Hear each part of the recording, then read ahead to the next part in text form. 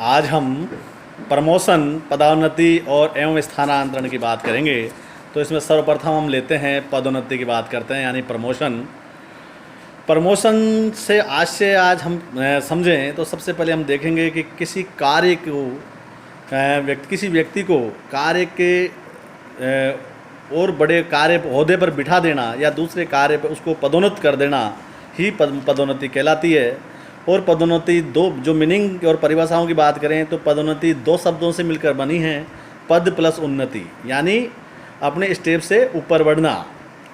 इसमें हम सब देखते हैं कि साधारणतः संगठन में जो सेवारत कर्मचारियों के पद एवं उत्तरदायित्व में वृद्धि होना ही पदोन्नति कहलाता है। यानी उसके पद और प्रतिष्ठा दोनों बढ़ जाए, उसके दायित्व में वृद्धि हो जाए तो इसको पदोन्नति बोलते हैं। और दायित्व वृद्धि के साथ साथ वेतन में भी वृद्धि होती है। ये ऐसा नहीं है कि कहीं काम में दायित्व तो बढ़ जाएं और आपको रेम्युनरेशन कम मिले। पदोन्नति कर्मचारियों की जो प्रगति है, एडवांसमेंट की बात करें, दूसरा नाम है। पदोन्नति के फलस्वरूप उच्च स्तरीय पद पर कार्य ग्रहण करने पर कर्मचारियों के जो दायित्व है उनमें वृद्धि होती है। प्रतिष्ठा, एक स्टेटस की बात करें उसमें वृद्धि होती है, वेतन में भी वृद्धि होती है।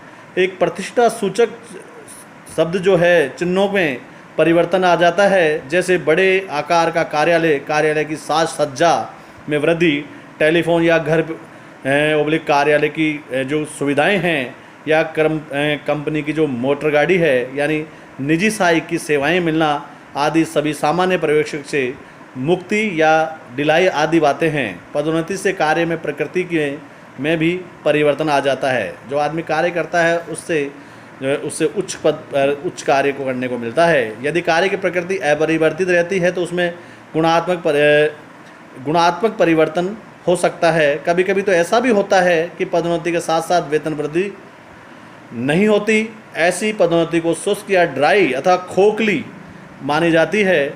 जैसा कि इन विशेषणों से आभास मिलता है कि कर्मचारी इस प्रकार की पदोन्नति पसंद नहीं करते हैं। जब पैसा नहीं बढ़े और ज़बरदस्ती का, मान लो कार्यवाहक प्राचार्य, अरे कार्यवाहक प्राचार्य क्या होता है कि जिम्मेदारियां तो बढ़ गई लेकिन आपको पैसे नहीं मिल रहे, टेंशन दुनिया भर की, और काम आपको ऊपर वाला करना पड़ रहा है और पैसे वो मिल रहे हैं। तो ये ऐसी लोग पसंद नहीं करते ऐसी पदोन्नति को। आगे इनकी परिभाषाओं की बात कर लें, एक दो परिभाषा देख लें तो हम देखते हैं कि डेल और बीच के शब्दों में अगर बात करें कि जब कर्मचारी को उच्च स्तरीय पद का कार्यभार सौंपा जाता है तो पदोन्नति कहा जाता है। यानी एक टॉप ऊपर के लेवल का जो एक कार्य है अगर वो करने को मिले और साथ में उसके वेतन वृद्धि और ये होती है तो बहुत अच्छा लगता है।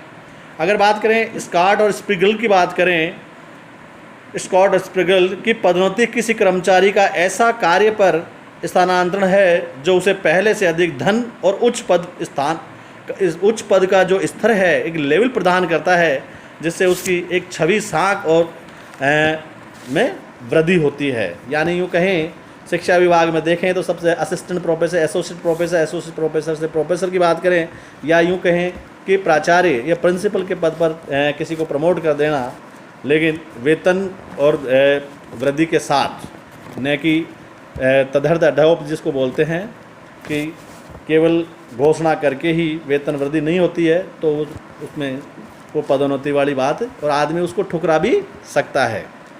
आगे बात करें इसको अगर निष्कर्ष रूप में हम देखें तो पदोन्नति कर्मचारियों की एक प्रगति की वह प्रक्रिया है जिसके द्वारा उन्हें श्रेष्ठ कार्य प्रदान किए जाने के कारण अच्छा वेतन, जो सुविधाएं हैं, फैसिलिटीज़ है, प्रतिष्ठा, स्टेटस है, आदर है, अधिक उत्तरदायित्व है, श्रेष्ठ कार्य वातावरण है, स्वस्थ कार्य दशाएं हैं या सम्मानजनक पद प्राप्त होता है। आदमी एक समय के साथ और टाइमिंग और अपनी मेहनत, लगन और कर्मशीलता के कारण उसको कुछ समय बाद प्रमोशन दिया जाता है, जिससे पाकर समाज में उसको और आदमी को खुद को भी एक बहुत अच्छा महसूस होता है।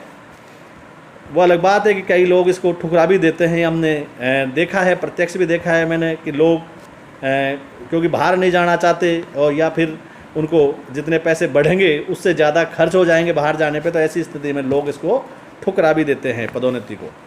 पदोन्नति क्यों, वाई प्रमोशन की बात करें कि प्रतिस्पर्धा के इस युग में पदोन्नति एक सामान्य क्रम माना जाता है। यह कंपनी की प्रगतिवादी नीति का परिचय द्योतक होने के साथ साथ व्यक्तिगत विकास का एक अनिवार्य अंग है। पदोन्नति के अभाव में व्यक्तिगत विकास की अभिप्रेरणा समाप्त हो जाती है।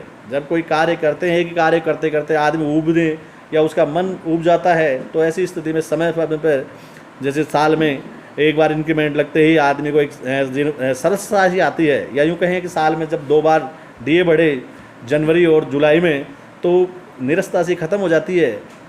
ऐसी स्थिति में व्यक्ति और संगठन दोनों के लिए ही घातक सिद्ध होता है। अधिकांश कर्मचारी प्रगति की इच्छा रखते हैं और नाते अपने आजीविका की शुरुआत छोटे पदों से करते हैं, और भविष्य में जैसे जैसे पारिवारिक दायित्व में वृद्धि होती है, वे अनुभव, कुशलता और योग्यता के आधार पर आगे बढ़ते जाते हैं।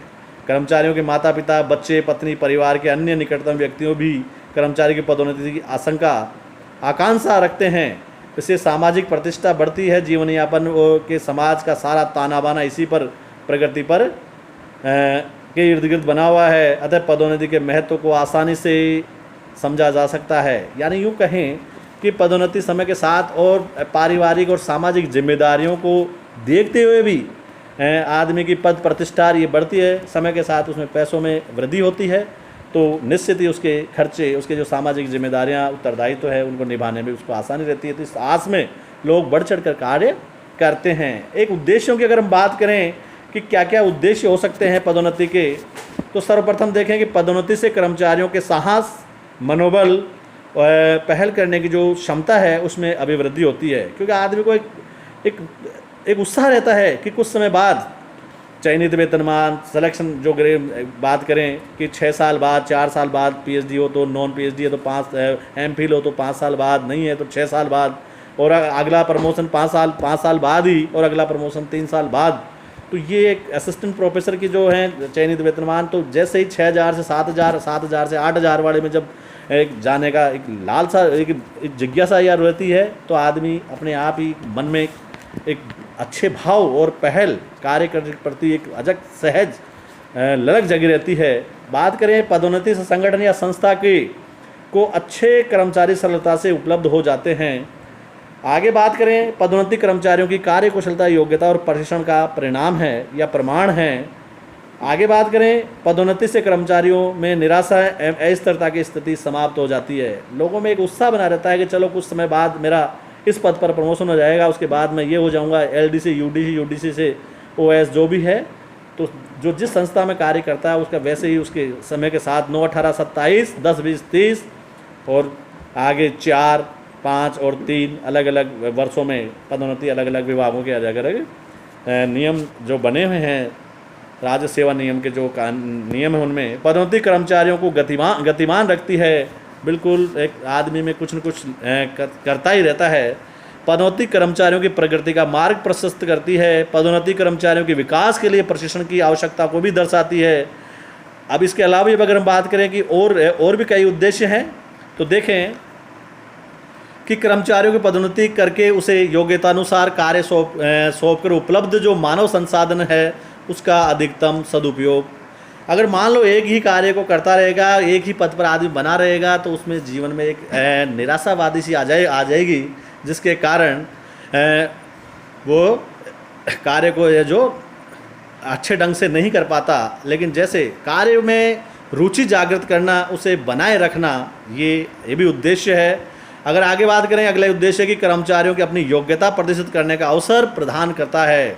जैसे जैसे आदमी कोई कार्य करता है तो उसको आगे संभावनाएं जब दिखती है तो और बढ़ चढ़ के वो कार्य को या इस उद्देश्य से कार्य को करता है। कर्मचारियों को अपनी प्रगति के लिए सदैव प्रयत्नशील रखता है। सौहार्दपूर्ण जो मानव संबंधों का निर्माण करना है। आगे बात करें, उपलब्ध संसाधनों का जो है अधिकतम उपलब्ध सदुपयोग करना। जो हमारे पास संसाधन है उनका जो कर्मचारियों को अधिक कार्य कुशलता के साथ कार्य करने के लिए प्रेरित रखना। जो पदोन्नति है उसमें निश्चित ही आदमी जो जितने संसाधन उनको बढ़ चढ़ कर उनसे अधिक से अधिक जितना उसका दोहन या उपभोग कर सकता है, उसके आधार पर वो करके और अपने परिणाम को बढ़ाता है। कर्मचारियों के मनोबल में जो है वृद्धि होती है। कर्मचारी है जो कार्य संतुष्टि प्रदान करता है, कर्मचारियों में कार्य के प्रति गर्व की भावना उत्पन्न कर सकती है। उत्पन्न करना है, कर्मचारियों की प्रतिष्ठा स्थिति में जो वृद्धि करना है, कर्मचारियों की योग्यता अनुसार पदोन्नति से कर्मचारी आवर्तन में अनुपस्थिति की दर में कमी, जो छोड़ के चले जाते हैं जब उनको पता है कि कुछ समय बाद यहीं मेरा प्रमोशन हो जाएगा, तो वो दूसरे संस्थान में या कहीं भी जाने की कोशिश नहीं करता है। उपक्रम के बाहर से अच्छे कर्मचारियों को संस्था में सेवाएं प्रदान करने के लिए आकृष्ट करना है। कर्मचारियों को पदोन्नति देकर उनकी जो सेवाओं के लिए उन्हें पुरस्कृत करना, जो अच्छा कार्य करता है उसको पदोन्नति के साथ साथ पुरस्कार, कुछ और वेतन भत्ते, अलाउंसेज जो है उनको बढ़ाकर आदमी के अंदर एक कार्य के प्रति बड़े ईमानदारी, लगन, मेहनत से उसको वह करता है, जो पदोन्नति में सहायक। कर्मचारियों की जो विभिन्न आवश्यकता उनकी पूर्ति करना, तो आदि बातों के माध्यम से उद्देश्य हैं जिनको लेकर व्यक्ति और इस कार्य को अधिक से अधिक संतुष्टिपूर्ण कार्य करने में, ये जो इसके उद्देश्य और मीनिंग की आज आपने बात करी, कल आगे और बात करेंगे।